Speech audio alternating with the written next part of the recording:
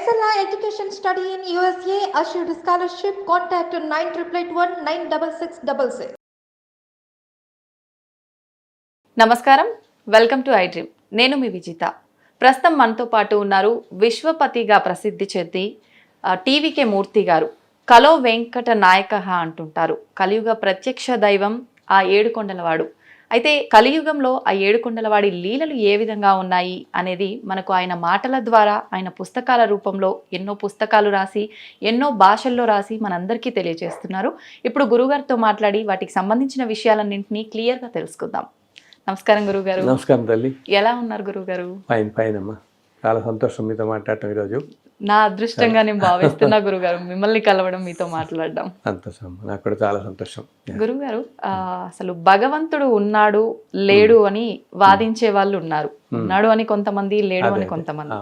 అసలు నిజంగా భగవంతుడు ఉన్నాడా గురుగారు? యాక్చువల్లీ దీనికి సమాధానం చెప్పే ముందు నేను ఒక చిన్న చెప్తాను తల్లి. మామూలుగా మనం ధర్మరాజు యక్ష ప్రశ్నలు అని వింటాం. ఓకే, అది చాలా ఫేమస్. మహాభారతంలో మనకి ధర్మరాజుని యక్షుడు కొన్ని క్వశ్చన్స్ అడుగుతాడు, వాటికి సమాధానాలు అవన్నీ కూడా చాలా ఇదిగా ఉంటాయి. ఓకే, అంటే ఇప్పుడు అన్నిటికంటే వేగమైంది ఏమిటి, ఇట్లా ఉంటాయి అన్నమాట. ఓకే, మనస్సు ఇట్లా. దాంట్లో చాలా విశిష్టమైన క్వశ్చన్ ఒకటి అంటారు దాంట్లో. అలా అడిగిన ప్రశ్నలు అన్నింటిలో కూడా అదేంటంటే, దాన్ని యక్షుడు అంటాడు, ఈ ప్రపంచంలో అన్నిటికంటే విచిత్రమైంది అసలు ఏమిటి అని. సో దానికి ధర్మరాజు చెప్తాడు, అన్నిటికంటే విచిత్రమైంది ప్రతి మనిషి, ఓకే, తన చుట్టూ ఉన్న వాళ్ళు ఎంతో మంది వెళ్ళిపోతున్నా తాను మాత్రం పర్మనెంట్గా ఇక్కడ ఉండిపోతాను అనుకుంటాడు. ఓకే, కంటి ఎదురుకుండా ఎన్నో చూస్తున్నా కూడా తానేదో ఇక్కడే పర్మనెంట్గా ఈ భూమి మీద ఉండిపోతాడు అనుకుంటుంటాడు. అంతకు మించి విచిత్రమైంది ఇంకోటి లేదు అంటాడు. అలా నాకు దాంతోపాటు నిజంగా భగవంతుడు ఉన్నాడా లేదా అనే క్వశ్చన్ కూడా విచిత్రం అనిపిస్తుంది, అంత విచిత్రంగాను. ఎందుకంటే తల్లి, ఇప్పుడు మనం ఒక్కసారి ఆకాశం చూసాం అనుకో, ఓకే, సూర్యుడు, చంద్రుడు, నక్షత్రాలు, ఎన్ని అసలు నక్షత్రాలు ఏంటంటే కొన్ని కోట్ల నక్షత్రాలు. మనకి కనపడేది ఏంటంటే తల్లి, ఈ కాస్మాస్ మొత్తం యూనివర్స్లో ఒక సైడే మనం చూస్తాం. ఓకే, అసలు ఆల్మోస్ట్ ఒక 1/7 ఇది అంటారు. మిగతా అసలు మనకు తెలియని కూడా కనపడదు అనమాట. ఇంత యూనివర్స్లో మనం చదువుతాం కదా, ప్లానెట్స్ ఈ కక్షల్లో తిరుగుతుంటాయి, భూమి, చంద్రుడు, సూర్యుడు, ఇవన్నీ కూడా కదా. సో సూర్యుడు చుట్టూ ఇవన్నీ మనం చదువుతుంటాం కదా. ఇన్ని స్టార్స్ కానీ, ఈ నక్షత్రాలు, సన్ను, మూన్, మన భూమి, ఇవన్నీ కూడా ఇన్ని కోట్ల సంవత్సరాలుగా ఇంత పక్క కూడా జరగకుండా తిరుగుతున్నాయి కదా. ఏది మరి, ఏ శక్తి వీటిని ఇలా కాపాడుతుంది, ఇలా ఉంచుతుంది? అసలు వీటన్నిటికీ మూలమైన శక్తి ఏదో ఉండబట్టే ఇప్పుడు మనం ఇక్కడ కూర్చుని సన్ కొంచెం టెంపరేచర్స్ లాగానే పెరిగింది, వేడి అనుకుంటాం. అటువంటిది సన్ కనుక కొంచెం ఒక డిగ్రీస్లో కొంచెం తగ్గినా, లేకపోతే 100 కిలోమీటర్స్ ముందుకు వచ్చినా అసలు భూమి మీద జీవరాశి ఉండలేదు. బట్ స్టిల్ ఇన్ని కోట్ల సంవత్సరాలుగా అన్ని ప్లానెట్స్, అన్ని గ్రహాలు, వాటి స్థితులు గతులు కానీ ఏమాత్రం తప్పకుండా అలాగే తిరుగుతున్నాయి, అలాగే ఉన్నాయంటే ఏ శక్తి వీటన్నిటికీ కారణం మనకి? అవునా? అలాగే అసలు ఎందుకు మన చుట్టూ నేచర్, ప్రకృతి, అసలు మొట్టమొదటి మానవుడు ప్రకృతిలోనే భగవంతుని చూసేవాడు. అందుకని మన భారతీయ సంప్రదాయాలు ఏంటి, మనం చెట్లని పూజిస్తాం, అన్నిటిని పూజిస్తాం కదా. ఇప్పటికీ కూడా ప్రతిదీ చెట్లు, ఎందుకే యానిమల్స్, పక్షులు, బర్డ్స్, ఒక్కొక్క పక్షిని ఒక్కొక్క దేవతకి వాహనంగా అనుకుంటాం ఇట్లా. సో ఈ మన సాంప్రదాయమే అలాగా. పక్షులు కానీ, జంతువులు కానీ అనుకోవటం, మొక్కలు, పర్వతాల మీద ఉండే ఆలయాలు, ఇవన్నీ కూడా అంటే మన సాంప్రదాయమే అలా వస్తుంది. సో భగవంతుడు అనేది లేకపోతే అసలు మీరు చూడండి, ఒకప్పుడు బయటకు వెళ్ళి చూస్తే చిన్న బర్డ్స్ ఉంటాయి, ఎంత కలర్ఫుల్గా ఉంటాయి. నేచర్లో అసలు ఇన్ని రంగులు, ఇంత జీవరాశి ఇలా ఉందంటే భగవంతుడు లేకుండా సాధ్యపడుతుంది ఇదంతా. ఎంతో శక్తి. సైన్స్కి ఏంటంటే ఒక లిమిట్. ఇప్పుడు మనం సైన్స్తో మన వాళ్ళందరూ ఈ చంద్రగ్రహణం, సూర్యగ్రహణం ఇవన్నీ క్యాలిక్యులేట్ చెప్తున్నామే. మరి లక్షల సంవత్సరాల క్రితమే ఎప్పుడో ఏ కంప్యూటర్ లేని కాలంలోనే మన వాళ్ళందరూ చెప్పేవాళ్ళు కదా, ఫలానా రోజు వస్తుంది, ఫలానా రోజు. అసలేంటి సూర్యోదయం ఎప్పుడు, సూర్యాస్తం ఎప్పుడు, టైమింగ్స్తో సహా చెప్పగలిగేవాళ్ళు. అంత గొప్ప శాస్త్రాలు ఇవన్నీ అనమాట. అండ్ భగవంతుడు ఉనికి మనం అసలు మన లైఫ్ చుట్టూతా ఎంతో డైవర్జ్గా చూస్తాం లైఫ్ కూడా కదా. అంటే చూడు, నువ్వు ఏదో ఒక బ్రహ్మాండంగా చదువుకుని ఒక లైన్లో బాగా పైకి వద్దాం అనుకున్న మనిషి ఇంకో లైన్లో వెళ్ళిపోతాడు, ఆ లైన్లో పైకి వస్తాడు అవును కదా. అవును గురువు. అండ్ ఇలా ఎంతో డెవలప్. కొంతమంది ఏమో నేను అసలు ఇండియా దాటి వెళ్ళను, లైఫ్ లాంగ్ ఇండియాలో ఉంటాం అంటున్నాడు, వాడు ఇప్పుడు అమెరికాలో సెటిల్ అయిపోతున్నాడు వెళ్ళిపోయి. అలా ఇలా ఎంతెంత డైవర్జ్ ఉందంటే, అండ్ మనుషుల ఆలోచనలు, మన ప్రభావం, అందరు మనుషులు ఒక తీరులో ఆలోచించారు కూడా కదా. సో ఇవన్నీ కూడా ఏంటంటే ఇది ఒక సుప్రీం పవర్. ఆ సుప్రీం పవర్ని ఒక్కొక్క రిలీజియన్లో ఒక్కొక్క పేరు పెట్టుకుంటారు వాళ్ళు. But there is some power which is controlling all this universe. అసలు లేకపోతే మనం ఇన్స్టెంట్గా, నువ్వు ఆలోచించి ఇన్స్టెంట్గా చంద్రుడు ఒక స్టార్ వెళ్ళిపోయి ఇంకో స్టార్ తగిలింది అనుకో, వెళ్ళి కొట్టుకుంది అనుకో, అసలు నథింగ్ విల్ బి దేర్. ఆ స్టార్ వచ్చేసి మూన్ కొట్టుకున్నాం, ఏదైనా ఆర్ సన్ కొంచెం ముందు జరిగిన, ఏది ఎక్కడికి లేకుండా పర్ఫెక్ట్ పొజిషన్స్లో అన్ని కక్షలు ఉన్నాయంటే ఎంత సుప్రీం శక్తి అయి ఉండాలి అది. సో దాన్ని మనం భగవంతుడు అంటాం. అది సో ఏంటంటే ఏ రూపం లేని ఒక స్వరూపాన్ని ఊహించుకుని ధ్యానం చేయడం మనుషులకు కష్టం కాబట్టి అది ఒక్కొక్క దానికి ఒక్కొక్క రకాల సృష్టి స్థితి లయకారకుల్లాగా రకరకాల కార్యక్రమాల్లో రకరకాల రూపాల్లో మనం ఆరాధన చేస్తున్నాం. ఒక విగ్రహం అనేది ఉంటే కానీ మనకి ఆ కాన్సన్ట్రేషన్ రాదు కదా ఆరాధించడానికి మనకి. సో ఈ రూపంలో ఉంటారు అనుకుని చెప్పి మనం ఆరాధిస్తాం. బట్ పవర్ అనేది ఉంది, దట్ ఈస్ ది. అందుకని మహానుభావులు ఏం చెప్పేటప్పుడు ఏమంటారు, అన్నిటికీ మించిన సుప్రీం ఫోర్స్ గైడ్ చేస్తుంది ఈ యూనివర్స్ మొత్తాన్ని, ఇట్లా ఉంచింది ఇలా ఉంటుంది. భగవంతుడు అనేవాడు ఉన్నాడు తప్పకుండా. వేరు వేరు రూపాల్లో ఉన్న భగవంతుడు ఒక్కడే అంటారా గురుగారు? అసలు సుప్రీం ఫోర్స్ అనేది మాత్రం సృష్టి మొత్తానికి కారణమైన సుప్రీం ఫోర్స్ మాత్రం ఒకటే ఫోర్స్. ఆ ఫోర్స్ యొక్క రకరకాల రూపాలే ఇవన్నీ మన దేవతలు అందరూ, మన దేవతలు అందరూ కూడా ఆ శక్తి యొక్క రూపాలు అన్నమాట. అయితే గురుగారు, ఇప్పుడు గ్రహాల స్థితిగతులు భగవంతుని ఆజ్ఞ ప్రకారంగా భగవంతుడు నడిపిస్తే నడుస్తున్నాయి. సేమ్ అలాగే మనమందరం కూడా కదా తను నడిపించినట్టుగానే నడుస్తున్నాం కదా. అయితే భగవంతుని ఎందుకు ప్రార్థించాలి గురుగారు? ముందే డిసైడ్ అయిపోయి ఉంటుంది కదా. రైట్ మీరు కరెక్టే. సి భగవంతుడు ఒక విషయం తల్లి, భగవంతుడు ఏంటంటే ఎవరికి కూడా మనకి అటు భోగ భాగ్యాలని ఇచ్చేయడు, కష్టాలు పెట్టాడు. ఇదంతా మనం తెచ్చుకున్నదే. ఇప్పుడు మనం కొన్ని కోట్ల జన్మల నుంచి వస్తూ ఉంటాం మన ట్రావెల్లో. ఇన్ని కోట్ల జన్మల్లో ఏ జన్మలో ఏమున్నామో ఏం చేస్తామో మనకి తెలియదు కదా. సో వాటన్ని పాప పుణ్యాల ఫలితం ఈ జన్మ నడుస్తూ ఉంటుంది. అందుకని మనం ఇందాక చెప్పినట్టుగా నీకు ఇంత డైవర్జెంట్గా కనపడుతుంది. ఏంటి మనం అనుకుంటే, ఏంటి మనం ఇంత ధర్మంగా ఉన్నాం, చిన్నప్పటి నుంచి అందరికి సహాయం చేస్తున్నాం, అయినా మనం ఎందుకు ఈ కష్టాలు పడుతున్నాం, ఈ కష్టం నాకు ఎందుకు రావాలి అనుకుంటాం. అలాగే ఎట్ ద సేమ్ టైం సొసైటీలో మనం చూస్తుంటాం కదా, ఏంటి వీళ్ళు ఇంత క్రైమ్ చేస్తారు, ఇంత క్రిమినల్స్లా ఉంటారు, వీళ్ళ జీవితం బ్రహ్మాండం గడుస్తుంది, ఇన్ని కోట్లలో ఉన్నారు, న్యాచురల్ కదా ఇవన్నీ. మంచి చేసే వాళ్ళకి మంచి జరగదు, చెడు దారిలో వెళ్ళే వాళ్ళకి మంచి జరుగుతుంది అని కొన్ని చూస్తూ ఉంటాం. ఇవన్నీ కూడా కదా అన్యాయం చేస్తూ ఇలా అయినా మంచి అనుభవిస్తూ ఉండటం, ఇవన్నీ కూడా. ఇవన్నీ ఎందుకు అంటే ఇంతకుముందు మనం జన్మల్లో పోగు చేసుకున్న దాంట్లో అలా అన్యాయం చేస్తున్న మనిషి బహుశా ఇంతకుముందు 300-400 జన్మలో ఎంతో పుణ్యం చేసి ఉంటాడు. ఓకే, అదంతా ఇప్పుడు అనుభవిస్తున్నాడు. కానీ దానివల్ల ఇంత భోగభాగ్యాలు కదా అని వచ్చాయి కదా అని అనుభవించి అన్యాయం చేస్తే యాక్చువల్గా తల్లి ఏదన్నా మంచి ఒక విలాసవంతమైన జీవితం కానీ శుభప్రదంగా లైఫ్ చక్కగా సాగిపోవడానికి ఒక జీవితం మొత్తం ఏ ప్రాబ్లం లేకుండా మనిషికి తెలిసిపోకుండా గడిచిపోతుంది. దాంతోపాటు కలియుగం అంటే ధనం కదా, అందరికీ ధనం కూడా ఉంటూ వాళ్ళకి అన్నీ వచ్చాయంటే వాడు ఇంతకుముందు ఎన్నో జన్మల్లో ఎంతో పుణ్యం చేసుకున్నాడు అనమాట. మంచి 400-500 జన్మల్లో పుణ్యం చేసుకోబట్టి. కానీ ఆ పుణ్యఫలంగా ఆ మనిషి అన్ని మంచితనంగా చక్కగా జీవితం శుభంగా గడుస్తూ ఉంటుంది. కానీ గడుస్తోంది కదా, నాకు అన్నీ ఉన్నాయి కదా అని అహంకారం వచ్చి గనక ఏదైనా అన్యాయాలు కానీ అక్రమాలు కానీ చేస్తే ఇంకా తర్వాత కొన్ని 100 జన్మలు ఇట్లా చేసిన వాళ్ళు ఏమవుతారు తెలుసా, కొన్ని 100 జన్మలు వైల్డ్లోకి వెళ్ళిపోతూ ఉంటాం. అంటే జంతు ప్రపంచంలో వెళ్ళిపోతారు వీళ్ళు. ఇంకా మానవ జన్మ కూడా రాదు ఇప్పుడప్పుడే.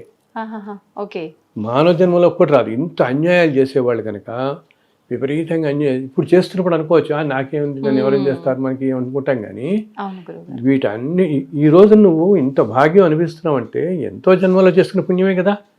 ఆ పుణ్యఫలం అంతా నువ్వు అనుభవించబట్టే నీకు ఏ క్వాలిఫికేషన్ లేకపోయినా, కొంతమంది చూడు నీకు ఏ చదువులో ఏ క్వాలిఫికేషన్ ఉండదు, ఏమి విజ్డమ్ ఉండదు, నాలెడ్జ్ ఉండదు, సబ్జెక్ట్ ఉండదు, తెలివి ఏముండవు నీకు. ఏముండకపోయినా నీకు అనుకోకుండా రకరకాల రీతుల్లో కొన్ని వేల కోట్ల డబ్బులు వచ్చేసి పడుతుంటాయి. ఓకే, ఇదంతా ఎందుకు? ఎంతో పుణ్యం చేసుకోబట్టి వచ్చింది కదా. మరి ఆ టైంలో మనకి ఈ మనిషికి గ్రహించాలి, నేను ఇలాగే ఇలా పుణ్యం చేసుకోవాలి తెచ్చుకున్నాను, ఈ జన్మలో కనుక ఇన్ని పాపాలు చేస్తే రేపొద్దు ఇదంతా అనుభవించాలిగా మళ్ళీ. ఇప్పుడు ఎంత హయ్యెస్ట్ అనుభవిస్తున్నాడో పాపంలో కూడా అంత హయ్యెస్ట్ అనుభవించాల్సి వస్తుంది. నిజమే కదా. సో అంత అన్యాయాలు చేసేవాళ్ళు మామూలు వాళ్ళందరికీ ఏమవుతుందంటే మనం చేసుకున్న పుణ్య పాపాలు, ఇప్పుడు కలియుగం అంటాం మనం, కలియుగం స్టార్ట్ అయ్యి ఇప్పటికి 5120 సంవత్సరాలు ఏదో దగ్గర దగ్గర. మనం చదివి 2024 ఇది ఇంగ్లీష్ క్యాలెండర్ ప్రకారం. ఓకే, సో కలియుగం ముందు ద్వాపరయుగం, కృష్ణుడు మహాభారతం చదువుతాం కదా మనం. కృష్ణావతారం సమాప్తైన క్షణంలో కలియుగం స్టార్ట్ అయిపోయినట్టు. ఓకే, సో ఈ కలియుగం స్పాన్ వచ్చేసి 4,32,000 సంవత్సరాలు ఈ స్పాన్. మనం బిగినింగ్ ఆఫ్ ద బిగినింగ్లో ఉన్నాం. 5,120 అంటే అసలు 10,000 కూడా రాలేదు, ఇంకా ఇంకా ఇంకా బిగినింగ్లో చాలా ఉంది. దీని వెనకాలకి వెళ్ళాం అనుకో, వెనకాల ఏంటి? ద్వాపరయుగం అంటాం. ద్వాపరయుగం దీనికి డబల్ అనమాట, అంటే 8,64,000 సంవత్సరాలు. సో ఇంత వాటిల్లో మనం ఎన్నెన్ని జన్మలు ఎత్తుంటాం కదా, ఎన్నో వేల కోట్ల జన్మలు ఎత్తుకుంటూ ఇలా వస్తాం. ఏ జన్మలో ఉన్న ఏదో రుణాన్ని బట్టి మనం ఒకరి ఇంట్లో పుట్టడం, ఒక తల్లి తండ్రి కొడుకు వీళ్ళంతా అవటం. సో ఈ జన్మల్లో చేసుకున్న పుణ్యం వల్లనే ఇంతకుముందు జన్మల్లో చేసుకుని ఈ జన్మలో మనం అనుభవిస్తూ, మనం చేసుకున్న పుణ్యానికి మనకి హాయిగా మన పుట్ట తినడానికి తిండి, భోజనం, ఈ కట్టుకోవడానికి మంచి బట్టలు ఇవన్నీ వస్తాయి.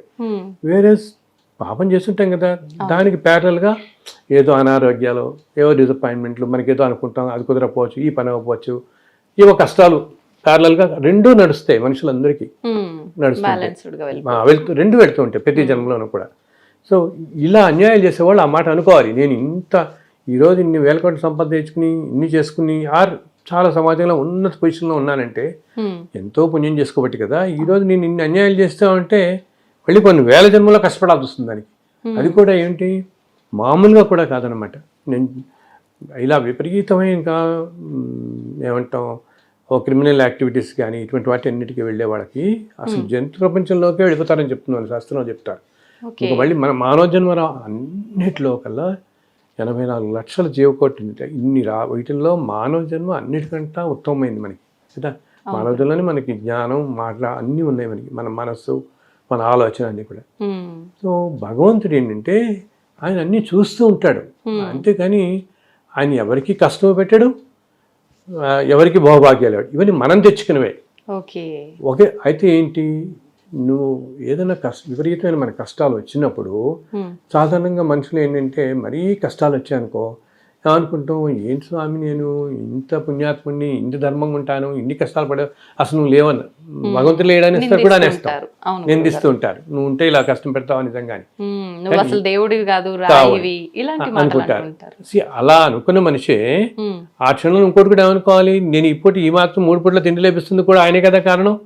అది కూడా లభించిన వాళ్ళని ఎంతమంది చూస్తాం మనం, ఎన్నెన్ని దేశాల్లోనో ఆఫ్రికన్ కంట్రీస్ అవన్నీ చూస్తే అసలు తినడానికి తిండి వారం రోజులకు ఓ రోజు కూడా వాడు తినడానికి ఉండదు వాడికి పాపం. అంత దీన పరిస్థితుల్లో మనకి ఇదంతా బాగా గడుస్తున్నప్పుడేమో నువ్వు ఉన్నావు, నువ్వు ఇచ్చావు అనుకోము, ఏదైనా కష్టం కానీ నాయన నువ్వే అన్ని కష్టాలు మామూలు పెడుతున్నావు, అసలు ఉన్నావా అని అడతాం ఆయన్ని, అంతే కదా. సో అందునే కష్టాలు వచ్చినప్పుడు కూడా భగవంతుని మనం ప్రార్థిస్తే వచ్చే ఫలితం మనకి ఏంటంటే ఈ కష్టాలు తట్టుకునే శక్తి వస్తుంది మనకి, ఈ కష్టాలు తగ్గిపో మనకి. మనం అనుభవించాల్సింది ప్రారంభ కర్మ అనేది ఎవరు తీసేయలేరు.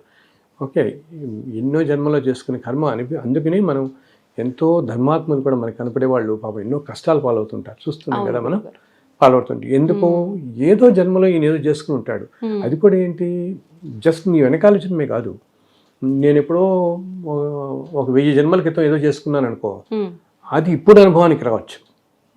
అర్థమైందా, ఈ జన్మలో మన అనుభవానికి రావచ్చు. సో మళ్ళీ కింద జన్మలో నేను చేసుకునేది 400 జన్మల తర్వాత రావచ్చు. సో ఏ జన్మలో చేసుకున్న పాప పుణ్యాలు ఏ జన్మలో తర్వాత వస్తాయనేది మనకు తెలియదు, అనుభవించడం మాత్రం తప్పదు. సో ఇలా వచ్చినప్పుడు ఏంటంటే మనం నైనా నువ్వు ఉన్నావు, నువ్వు చూసుకుంటావు నన్ను, నాకు శక్తి నువ్వు అని ప్రార్థిస్తే ఆయన్ని తప్పకుండా అటువంటి వాళ్ళకి భగవంతుడు ఖచ్చితంగా ఇస్తాడు. దానికి కూడా తల్లి నువ్వు ఎలా ఉంటుంది మనకి బాగా కష్టాలు అవి వచ్చినప్పుడు నువ్వు ఏదో 2 గంటలు పూజ చేయి 4 గంటలు పూజ చేయి అంటే అంత కాన్సన్ట్రేషన్ ఉండదు మనిషికి కదా. ఓకే, సో జస్ట్ ఆయన మనసారా ప్రార్థిస్తే, ఆర్తితో ప్రార్థిస్తే, ఆయన ఎప్పుడు కూడా నాకు ఇది కావాలి, మీరు 10 లక్షలు పెట్టి యజ్ఞం చేయండి, లేదా యాగం చేయండి, రోజు నా కోసం మీరు చదవండి, ఆయన అట్లా ఎప్పుడు అనడు.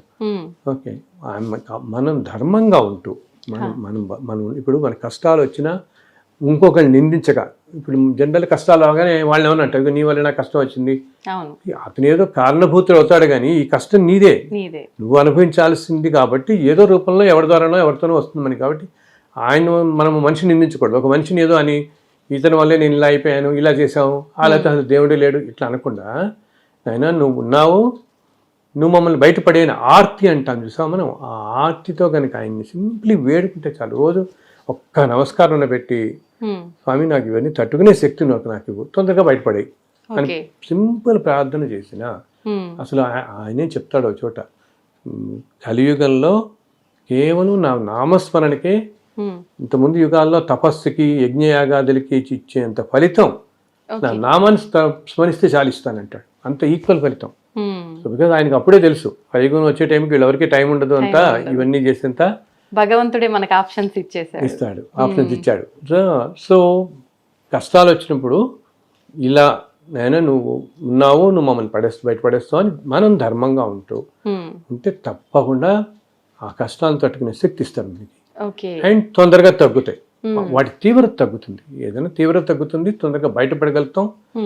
అండ్ అదే భగవద్ అనుగ్రహం సంపాదించడం అంటే, భగవద్ అనుగ్రహం కావాలి మనకి కష్టాలు ఉన్నప్పుడు అంటే ఆయన వేడుకోవటం అన్నమాట, మనసారా వేడుకోవటమే.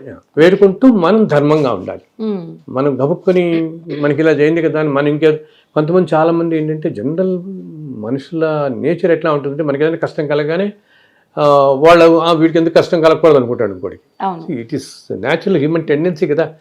అటువంటి వాటికి వెళ్ళకుండా అన్నిటిని సమ్మెనంతో తీసుకుంటూ మనం ధర్మంగా ఉంటూ ఏదో పూర్వజన్మలో చేసుకొని నేను ఇప్పుడు అనుభవిస్తున్నాను, స్వామి తట్టుకునే శక్తి నాకు ఇవ్వు అంటే తప్పకుండా ఇస్తాడు. బికాస్ నేను అందరితో చెప్తాను, is the kindest of all అంట. ఓకే, భగవంతుడు. అండ్ ఇంకొకటి ఏంటి, భగవంతుడికి తెలిసినట్టుగా మన గురించి ఎవరికి తెలియదు. మన తల్లిదండ్రులకి, ఎందుకు మన పిల్లలకి కానీ, మన భార్యకో భర్తకో ఎవ్వరికి కూడా రియల్గా మనం ఏమిటి, ఒక విషయంలో, ఒక సంఘటనలో, ఒక ఆలోచనలో మన ఆలోచన ఏమిటి అన్నది మన భగవంతుని మాత్రం తెలుస్తుంది కదా. మన వీక్నెస్లు, మన టెంప్టేషన్లు, మన కష్టాలు అన్నీ కూడా ఆయనకి తెలుసు కదా. So will definitely take care of us. తప్పకుండా ఆయన తెలిసినట్టుగా ఎవరు మనం అనుకుంటాం అనమాట, అయ్యో నీకేం తెలుస్తుంది, ఎక్కడో కూర్చున్నావు అని. ఆయన ఇక్కడ కూడా ఉన్నాడు, లేడా చుట్టూత. అసలు అన్ని చోట్ల అసలు విష్ణువు అంటేనే అర్థం సర్వవ్యాపకుడు అని అర్థం, అన్ని చోట్ల వ్యాపించి ఉన్నవాడే అనమాట. అందుని మనం అంటుంటాం చూడండి, ఎక్కడ కూర్చొని తలుచుకున్నా, ఇప్పుడు ప్రహ్లాదుడు వీళ్ళందరినీ ఎలా రక్షించాడు ఆయన, ఎక్కడెక్కడ ఉన్నా ఆయన ఎదుర్కొంటారు లేడు కదా. అప్పటికప్పుడు ఎక్కడన్నా అన్ని చోట్ల ఉంటాడు ఆయన. మనం మాట్లాడే ప్రతి మాట, ప్రతి ఆలోచన ఆయన స్వామివారు ఉంటూనే ఉంటాడు. అది మనం ఒక వెంకటేశ్వరం అనుకోని, కృష్ణుడు అనుకోని, అమ్మవారు అనుకోని, ఏదైనా రూపాలు ఏదైనా అవని ఆ శక్తి ఎవరు ఏ రూపంగా కొలుస్తున్నారు. అయితే గురువు గారు, ఇప్పుడు ఇంతకు ముందు కాలంలో అంటే ఇంత పాప పుణ్యాలు లేవు, అంత న్యాయబద్ధంగా నడిచింది. ఒకప్పుడు మీరు అన్నట్టుగా ద్వాపర యుగం అలా. ఇప్పుడు ఇది కలియుగం కదా, కలియుగంలో పాప పుణ్యాలు ఎక్కువైపోయాయి. ఇప్పుడు ఈ కలియుగంలో భగవంతుడి దర్శనము, మనం కోరుకున్న వెంటనే భగవంతుడి అనుగ్రహము, ఇవన్నీ సాధ్యపడతాయంటారా? అవుతాయి తల్లి, తప్పకుండా అవుతాయి. చెప్పాను కదా ఇందాక నేను అన్నట్టు, మనం అంత ఆర్తితో కలిసి మనం ధర్మంగా ఉంటే తప్పకుండా. ఒకటి ఏంటంటే, మామూలుగా కూడా మనం ఇలాగా ఏమంటాం, మనం ఇప్పుడిప్పుడు కథల్లో చదువుతుంటాం చూడు, పాతకాలంలో ఎవరో రాక్షసులు ఉండేవాడు, జనాలందరినీ హింసించేవాడు, వింటుంటాం కదా. ఆ కాలంలో చాలా ప్రజలందరూ చాలా కష్టాలు పడ్డారని చదువుతూ ఉంటాం కదా. అలా ఎందుకు, మన హిస్టరీ బుక్స్ లోనే కొంచెం వెనకెళ్తే 400 ఏళ్ళు 500 ఏళ్ళ క్రితం ఎవరో రాజు పరిపాలించాడు, అప్పుడంతా దేశం అంతా చాలా దారుణంగా ఉండేది, ఈ దండయాత్రలు జరిగాయి, ఇలా జరిగాయి, అవన్నీ వింటుంటాం కదా రకరకాల. లేకపోతే ఆ పరిపాలించిన రాజు చాలా దుష్టుడు, ఇట్లా వింటుంటాం కదా. సో ఏంటంటే ధర్మం కూడా ఈ సైకిల్లో లైఫ్ ఇలా పెడుతున్నప్పుడు కొంచెం ఒక్కోసారి చాలా తగ్గిపోతూ ఉంటుంది. ఎప్పుడైతే ధర్మం అనేది బయట జనరల్ సొసైటీలో నీకు తగ్గుతూ వస్తుందో అప్పుడు ఏమవుతుందంటే మనుషులందరూ ఇందాక నేను చెప్పాను చూడు, పాత జన్మల్లో మనం అన్ని పడుతూ ఉంటామని. అవును. ఓకే, మామూలు సామాన్యం వాళ్ళందరికీ కూడా ధర్మం తగ్గిపోయినప్పుడు టూ థింగ్స్ అవుతాయి ఇప్పుడు ప్రపంచంలో. ఏంటి, జనంలో కనుక ధర్మం బాగా తగ్గిపోయి ఇప్పుడు చూస్తున్నాం మనం. ఒకప్పుడు ఏదో కొంతమంది అధికారులు కానీ ఎవరన్నా అక్కడక్కడ చాలా అధర్మంగా ఉన్నారని మనం చూసేవాళ్ళం. వేరే ఇప్పుడు అన్ని సంస్థల్లోనూ అన్ని స్పియర్స్ ఆఫ్ లైఫ్లోనూ వచ్చేసింది కదా అధర్మం అనేది. మంచి వాళ్ళనే వెతకడం కష్టమైపోయింది. అన్ని చోట్ల అన్యాయం, ఇది అదొక రూల్ ఆఫ్ ద డే లాగా అయిపోయింది పూర్తిగా. అది ప్రతి చోట ఎందుకు ప్రతి వాళ్ళకి తాపత్రయం. ఏదో మనం ఇక్కడ ఉండిపోదాం, ఏదో అన్ని చోట ఇంకో 1000 ఇక్కడ ఉండిపోతాం అనుకుంటారు ప్రతి మనిషి. ఇంకో 1000 ఇక్కడ ఉండిపోదాం కాబట్టి అందులో 10,000 కూడా సంపాదించేయాలని. వాళ్ళు ఉండేది 60-70 ఏళ్ళ జీవితానికి ఏమిటి. అండ్ ఇంత తాపత్రయం నేను అందరితో చెప్తాను, ఎందుకంటే ఇంత తాపత్రయ పెడతారు మీరు 200 కోట్లు 300 కోట్లు అని. మీరు ఇంత తాపత్రయ పడిన తర్వాత నెక్స్ట్ మీ జనరేషన్లో ఏదో 4వ జనరేషన్లో వచ్చేవాడు ఇది మొత్తం క్లియర్ చేసేస్తాడు.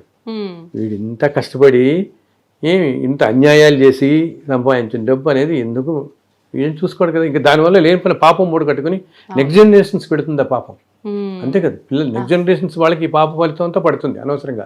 వీళ్ళు ఎక్కువ కనుక పాపం చేస్తే అది వాళ్ళ మీద కూడా చూపిస్తుంది. అందులో ధర్మంగా ఉండాలని చెప్పాను మనం అందరికీ. సో భగవంతుడు ఇప్పుడేంటి, ఎప్పుడైతే సొసైటీలోనే ధర్మం అనేది లేదో ఈ మధ్య చాలా తగ్గిపోతూ చూస్తున్నాను. 4-5 ఏళ్ల నుంచి అలా పడిపోతాను కదా. ఎప్పుడైతే ధర్మం అనేది లేదో మనకేమవుతుంది, మామూలు మనుషులందరికీ కూడా నువ్వు ఒక 10 జన్మల్లో పడాల్సిన పాప కర్మ కానీ పుణ్యం అది ఒక్కసారి ఈ జన్మలో వచ్చేస్తుంది. అలాగా నెట్టుకుని వచ్చినట్టు వస్తుంది అనమాట. అందుకని మనం చూడు ఈ మధ్య కాలంలో ఎంతో చిన్న ఏజ్ అనారోగ్యాలు రావటము, అన్యూజువల్ రోగాలు రావటం. ఇప్పుడు మన కరోనా ప్రపంచం మొత్తాన్ని ఎలా ఆపేసింది. అసలు మోస్ట్ ఊహించినవన్నీ రావటం అనమాట. ఇదంతా ఎందుకు జరుగుతుంది, ధర్మం లేనప్పుడు నేచర్ సరిగా ఉండదు, డిస్టర్బ్ అయిపోతుంది నేచరు, అస్సలు డిస్టర్బ్ అయిపోయి నేచరు. రెండోది మనము అనుభవించాల్సిన పాపపుణ్యాలు ఉంటాయి, ఇవన్నీ కూడా ఒక 10 జన్మలు 20 జన్మలు అనుభవించాల్సింది ఇప్పుడు వచ్చేస్తుంది మనకి, ఒక్కసారి వచ్చి పడుతుంది. అక్కడితో మనుషులు అందుకని ఈ రోజుల్లో ఇంత కష్టాలు పడుతున్నారు. ప్రస్తుతం సొసైటీలో చూస్తే ఏ ఫీల్డ్లో ఉన్నా చూడు నువ్వు, ఎంతో మంచిగా ఉన్న వాళ్ళు కూడా కష్టాలు పడుతున్నారు. చూస్తున్నాం కదా మనం చాలా మందిని. బికాస్ నేను చెప్పాను, ఇప్పుడు నువ్వు ఒక జన్మలో పడుతుంటే ఒకే కొన్నాళ్ళు పడతావు అనుకుంటా, 10 జన్మల్లో ఒకేసారి తోసుకొస్తే ఇంకా కష్టమే అన్నట్టుగా కోలుకోలేని అటువంటి కష్టాలు చూస్తున్నాం మనం. మన చుట్టుపక్కల మన కొలీగ్స్లో కానీ మన తెలిసిన వాళ్ళలో కానీ ఏంటి ఇన్ని కష్టాలు వచ్చిపడ్డాయి మనిషి కానీ. ఎందుకు, బయట ధర్మమే లేనప్పుడు ఇలా వస్తుంది. సో ఇటువంటిప్పుడు మనం చేయాల్సిందల్లా ఆయన మళ్ళీ కాలు పట్టుకోవటం అండ్ మనకు తోచినంతలో మనం ధర్మంగా ఉండటం, మనమేం అన్యాయం చేయకుండా దగ్గర వాళ్ళు సహాయం చేస్తూ చాలు. ఎప్పుడు భగవంతుడు అన్నిటికంటే సంతోషించే తల్లి, తోటి మనిషికి సహాయం చేస్తే ఆయన సంతోషించాడు, ఇంకెవరు సంతోషించాడు. నీ పక్క మనిషికి నీకు తోచినంత సహాయం అనేది డబ్బే ఇవ్వక్కర్లేదు. ఏదైనా కష్టాలు ఉన్నప్పుడు నాకు మంచి మాటలు చెప్పచ్చు, వాళ్ళకి కొంచెం సాంత్వన కలిగేలా చేయొచ్చు, నీకు తోచిన దాంట్లో నువ్వు చిన్న సహాయం చేయొచ్చు. బికాజ్ ఒక మనిషి అందుకని మనం అంటారు, మన వాళ్ళందరూ చిన్నప్పటి నుంచి మానవ సేవ అంటారు చూడు. బికాజ్ ప్రతి మనిషిలోనూ మాధుడు ఉంటాడు కదా, భగవంతుడు ఉంటాడు కాబట్టి అట్లా. సో ఆయన వేడుకుంటే ఆ తట్టుకునే శక్తి మనకు వస్తుంది అనమాట. చాలా చాలా సంతోషంగా ఉంది గురుగారు, మీ ద్వారా చాలా మంచి విషయాలు తెలుసుకున్నాము. అందరూ చక్కగా మీరు అందరూ కూడా సంతోషంగా ఉండాలి. థ్యాంక్ యూ గురుగారు.